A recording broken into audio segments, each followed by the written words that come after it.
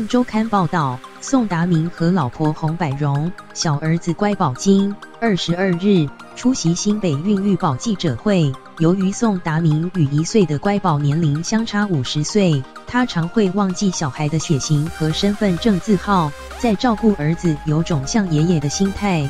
不过宋达明认为父子年龄差距不是问题，体力也还能应付，只有记忆力减退比较伤脑筋一些。洪百荣虽然生了3胎，但产后瘦身有成，身材十分窈窕。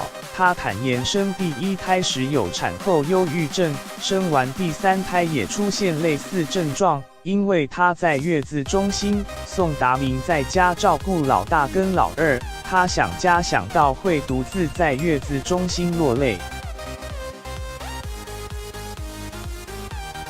那应该不会想再拼4胎了吧？洪百荣笑说：“我已经收工了，如果要加班，我要收加班费哦。”宋达明惊讶看着他，半信半疑问：“真的吗？在媒体前不能乱讲哟。”夫妻俩笑闹一番，感情挺好。58岁才献出第1次周华健自嘲跟上尾巴。